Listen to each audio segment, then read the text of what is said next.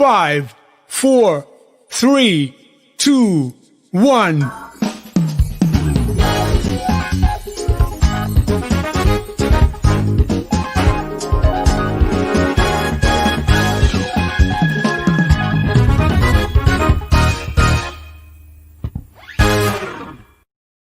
Hello, everyone, and welcome to the Gringo Show. We have a fantastic, really great, really important program for you tonight. We have Francisco Moreno on the show, who is one of the top infectious disease doctors in the country, and we are so lucky to have him with us to talk about COVID. I recommend you stick with us through the entire program. You may learn a thing or two about what's happening with this crazy disease. But first, I think there's a reason I am half smiling tonight. Yes, as you probably have heard, somewhere this past Saturday, the U.S. news media, after looking at the results and a lot of other information, declared Joe Biden the winner of the U.S. presidential election. CNN projects Joseph R. Biden Jr. is elected the 46th president of the United States. Vamos con información de último momento, y es que algunos medios internacionales ya reportan a Joe Biden, el demócrata, como ganador de la elección presidencial. News Decision Desk can now project that former Vice President Joe Biden will win Pennsylvania and Nevada, putting him over the 270 electoral votes he needs to become the 46th president of the United States. 11 de la mañana, 24 minutos. Joe Biden es el presidente electo de los Estados Unidos. That's right. Joe Biden elected president of the United States. And in many cities in the U.S. and all over the world, celebrations broke out, dancing in the streets, masks on, of course, because these guys are Democrats, a huge sigh of relief in the world. It was actually like tension you feel, like being on a roller coaster, or what Mexicans call montaña ruso. Like, By the way, Russian Mountain, is that what it's called? Is that what Mexicans called a roller coaster? Russian Mountain? The only exciting thing you'd see on a Russian mountain is this. When the Zorb, as the transparent globe is called, veered off course and went over a cliff in the Caucasus Mountains. This video shows their terrifying ride. At one point, the man recording the footage can be heard telling people the ball won't roll away and that everything's going to be okay. But eventually the ball did roll to a rocky ledge and bounced over it, going down the side of the mountain. Also, fun fact, did you know in Russia, they call roller coasters American mountains? The more you know while watching the Gringo Show. Where are we? Oh, yeah, right. Celebrations. The world was happy. And how proud were women everywhere to see Kamala Harris take the stage. Not only the first woman to be vice president, but also the first Black and Indian to be in that position. A very, very good moment for the United States. And so I am thinking about her and about the generations of women, Black women,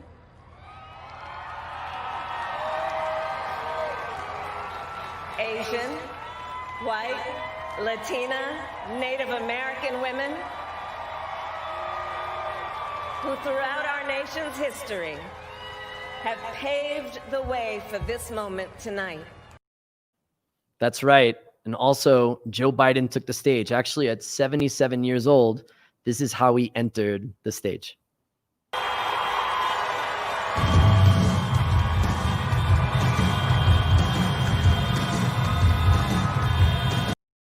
Yeah, I mean, I was really nervous when I saw that because once my dad tried to show off and he ran out in front of us at 77 years old and it did not go well. But he got there. He came in with a message of hope and one of unity. I pledge to be a president who seeks not to divide, but unify. Who doesn't see red states and blue states, only sees the United States. That's right. He reached out to the 71 million Americans that did not vote for him. And he also had a special message for Donald Trump. Who voted for President Trump? I understand the disappointment tonight. I've lost a couple times myself. But now, let's give each other a chance. Yep. Let's give each other a chance. But of course, Donald Trump wasn't feeling the same, and he's been acting like a sore loser. Surprise, surprise. He was playing golf on Saturday morning when the news came, which by the way, was his 295th day of golfing during his presidency, which makes him the most golfed president. The customary thing for a candidate to do if he has lost is to concede. And of course, Trump did not and does not plan to do so. He has claimed voter irregularities and fraud, especially with mail-in ballots, basically trying to delegitimize the election. And those watching from Mexico know all too well about what happened in 2006 with AMLO and Felipe Calderón. So Trump is basically delegitimizing American democracy. Biden is now leading by more than 5 million votes nationally, and the president has been silent for 6 full days. Nothing. A few tweets here and there, but no speeches or press conferences.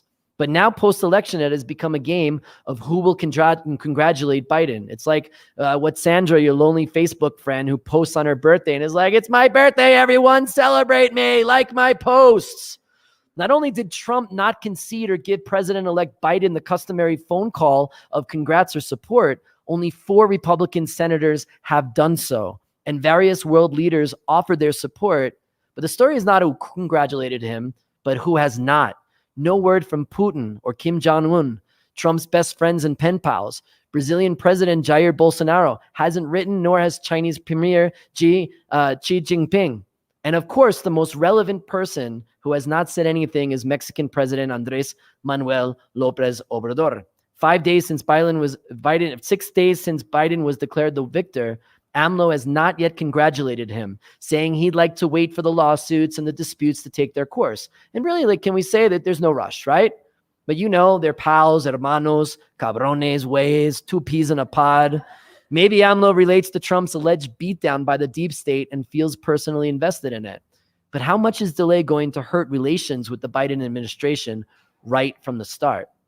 Funny enough, however, I have to share a story that you're going to love, and I cannot stop thinking about it because it is pretty damn hilarious. On Saturday, the Trump campaign decided to do a press conference in Philadelphia to make a completely false accusation that dead people were voting in the election for Joe Biden. But that's not where it gets great. Trump tweeted that it would happen at the Four Seasons Philadelphia. And the Four Seasons Philadelphia were like, we're not having an event here. It was a huge mistake, right? Somebody called Trump, was like, yeah, we're doing a press conference at the Four Seasons Total Landscaping. And Trump was like, oh, the Four Seasons. So he put it up. And then really quickly, the tweet was pulled and corrected. That event would take place at Four Seasons Total Landscaping. Yes, in the parking lot of a landscaping business in an industrial park with former Mayor Rudolph Giuliani, yep, that guy that was in the Borat movie. And to the left of the industrial park, the adult bookstore, and to its right, a crematorium. I can't make this stuff up. So I saw this meme this week on the internet, and hilarious. I mean, Rudy Giuliani is giving a press conference at the Ritz. But the real drama in Washington is what the president plans to do. By this point, the government should have given Biden security briefings, secure office space, funds to start the transition, and this hasn't happened yet. Trump fired his defense secretary, the guy in charge of the military, and almost nobody believes that he has any chance to overturn this election. It's done. None of the claims that they are saying are credible. And this leaves a leadership vacuum and a lot of uncertainty during a week where the U.S. is reporting over 150,000 COVID cases a day. Scary stuff, my friends. But let's go to other news. There's been a lot of flooding due to a recent tropical storm over the weekend that has ravaged southeastern parts of Tabasco State in southeastern Mexico, with water levels that haven't been seen in 50 years. It's been a tragic scene, but please, this video is going to make your day.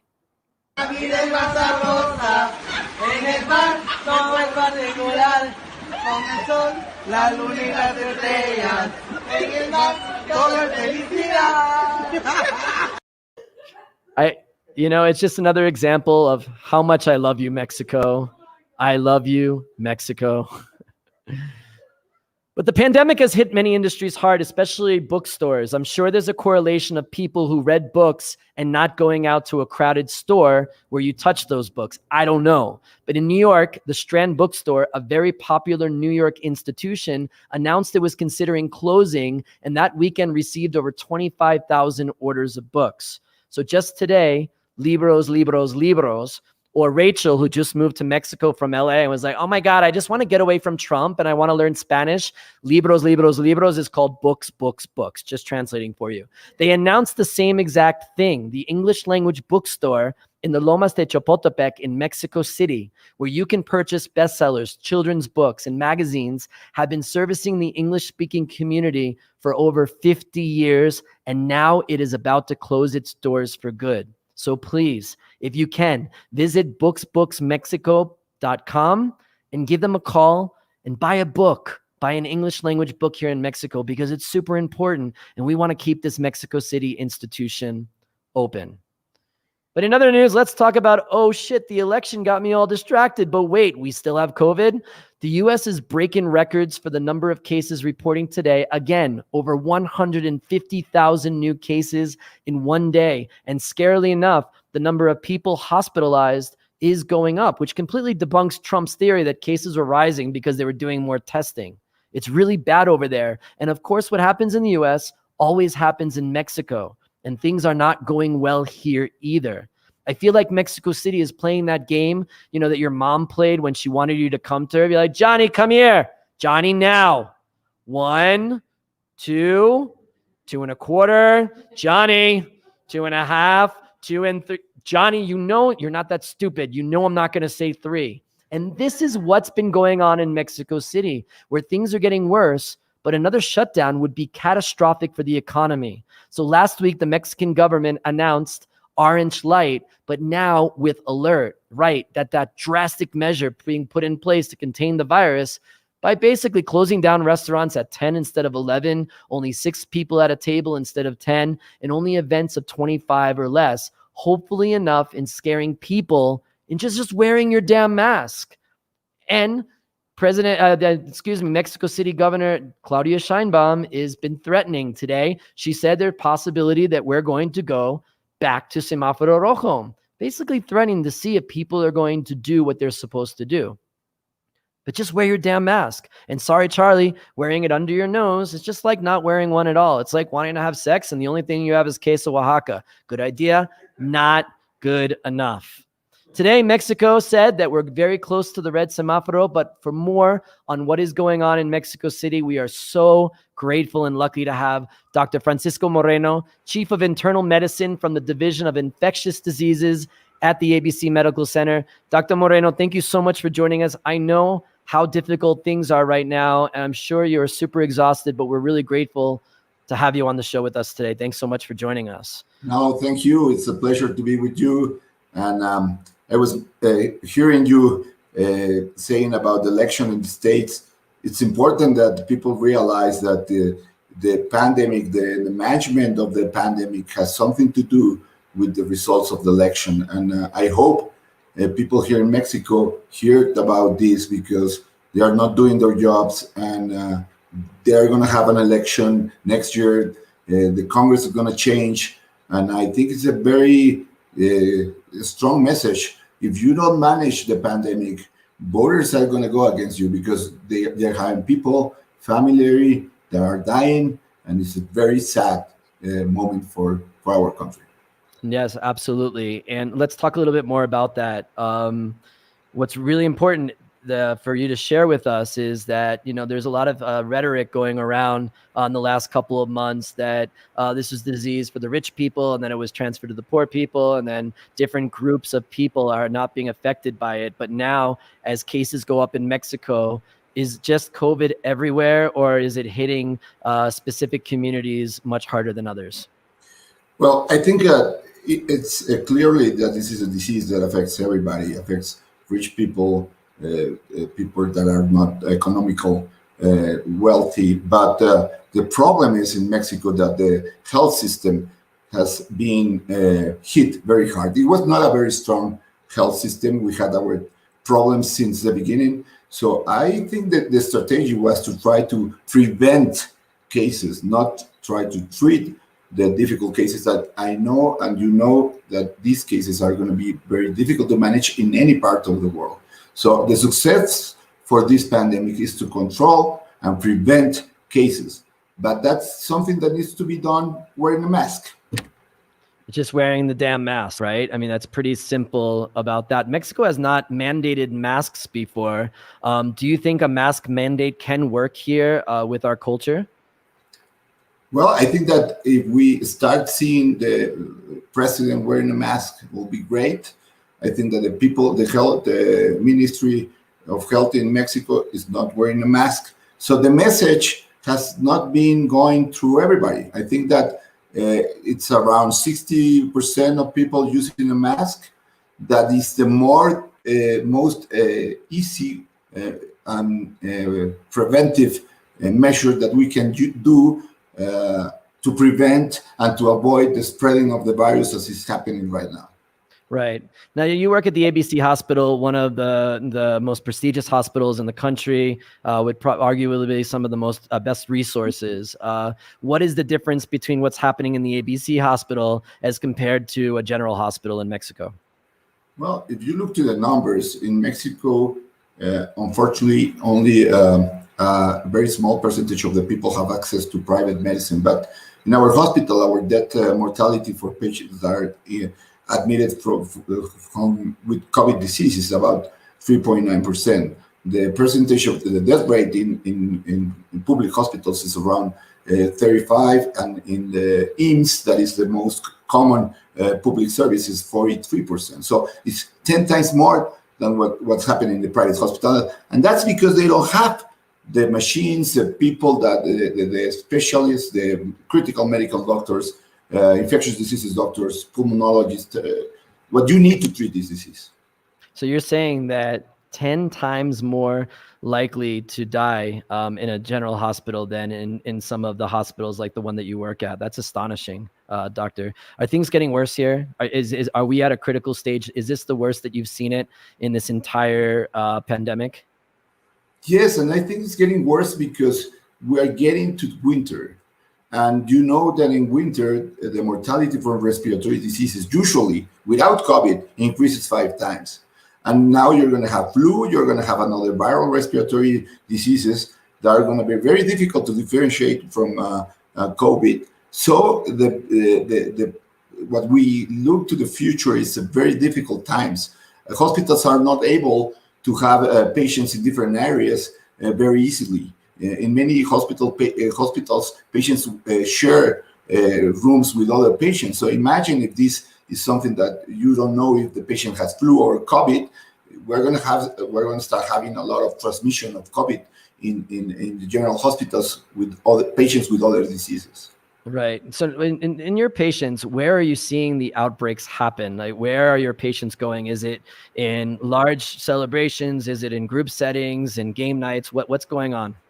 Yes, I think that after we have been in COVID closing and opening and everything for 8 months now in September, some parties happen because we have the Independence Day and weddings start to happen. And the people start having weddings of 400 people that were in the room, the wedding room. And after 3 tequilas, they take out the mask. And we had 70 patients coming from one wedding that were infected. And without masks, the viral load is more high. So people get sicker, and you have complications even with younger people. So you said 70 patients that you had coming from one wedding. Was this wedding in Mexico City? This is astonishing. In Mexico City. Wow, 70 patients from one wedding went to your hospital. That is absolutely astonishing. So it seems like people are letting their guards down and getting tired of this, but it's not time to do so. No? Are we going to Semáforo Rojo? Are we going to go to red light? Are we going to close again? Well, I don't know, because that depends in many facts. Remember, the semáforo is depending on the bed's ability. But if you look to what the ratio of mortality in public hospitals, this is not a matter of beds. This is a matter of how many new cases are you having in Mexico. And unfortunately, we also do not do tests. So we don't know what the real numbers are.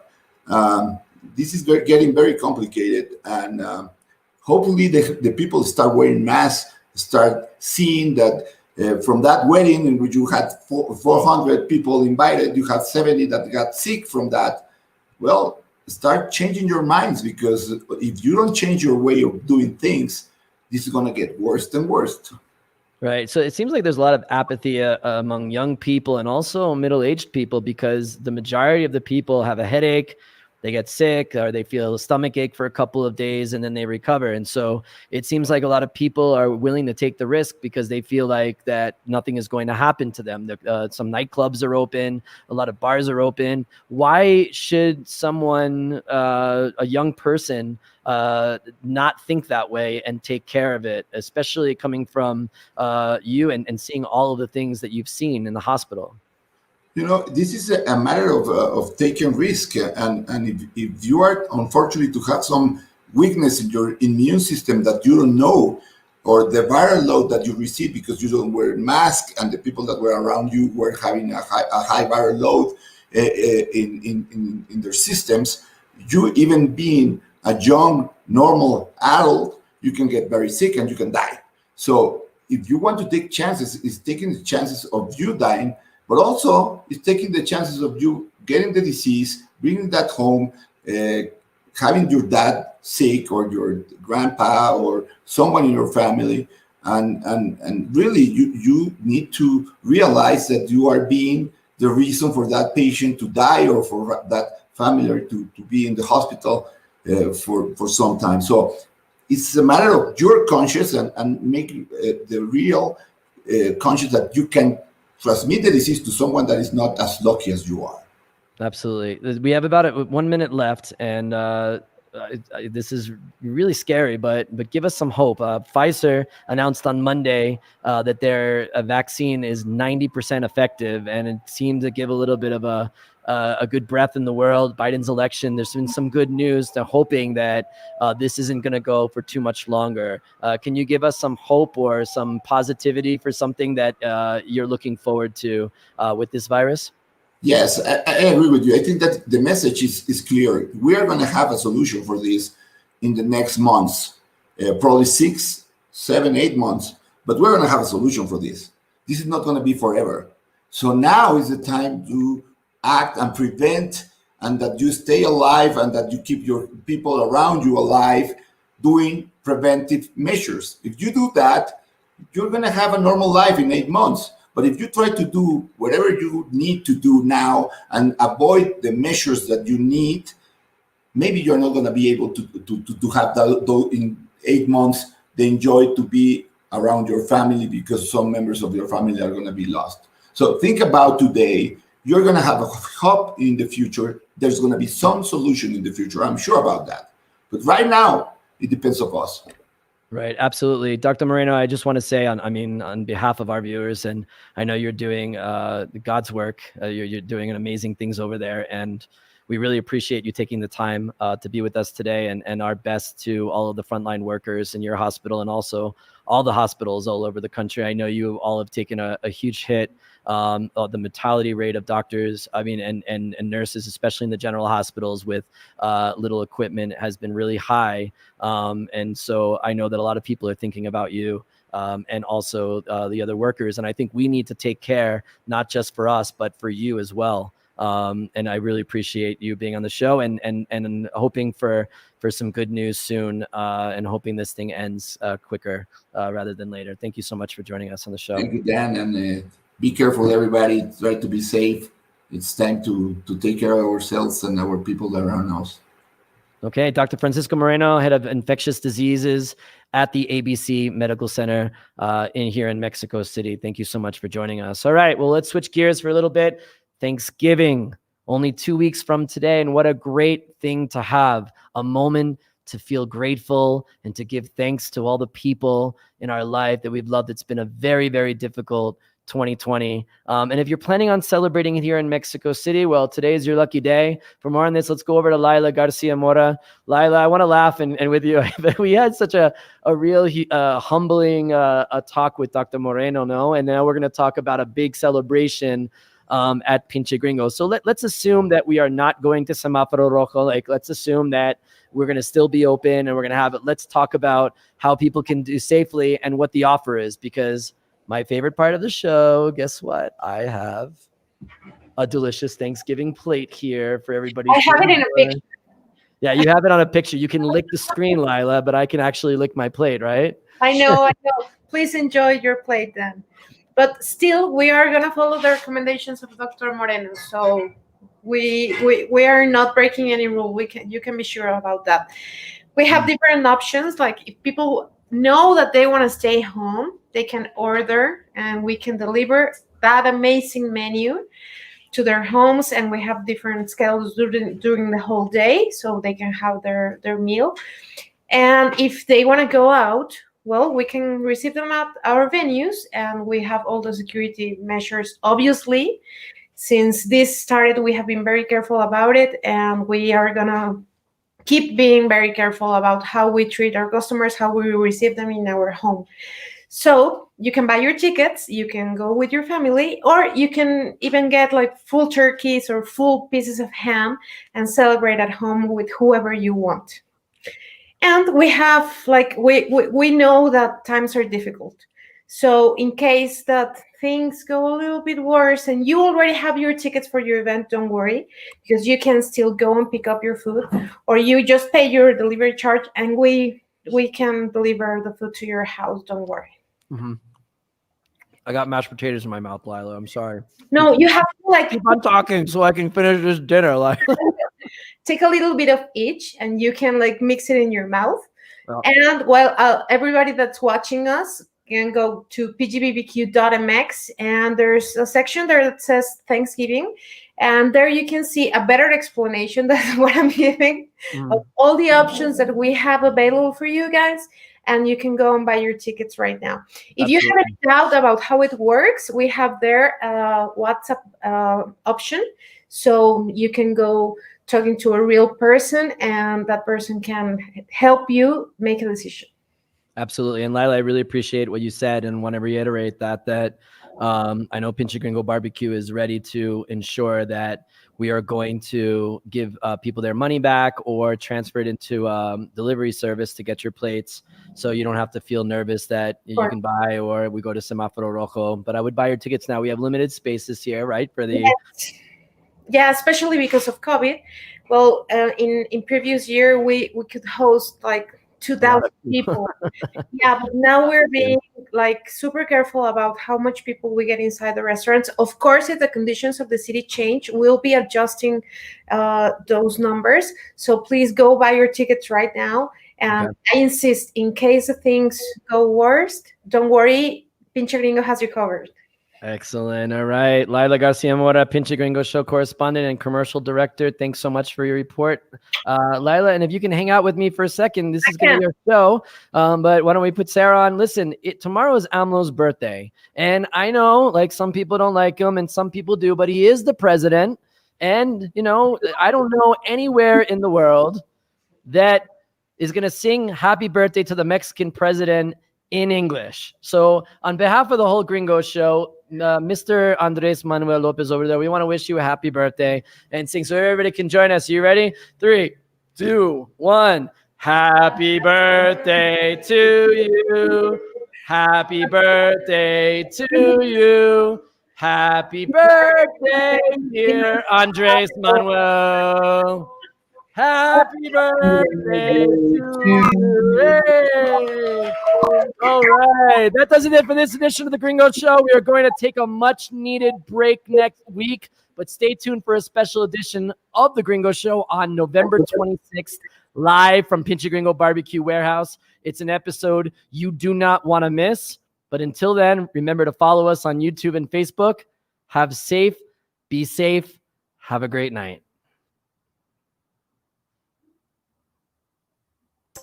Pinche Gringo, Mexico. laughing thanks to you. We like to watch you dance salsa and listen to your bad Spanish too. We like to watch you almost die from spicy food.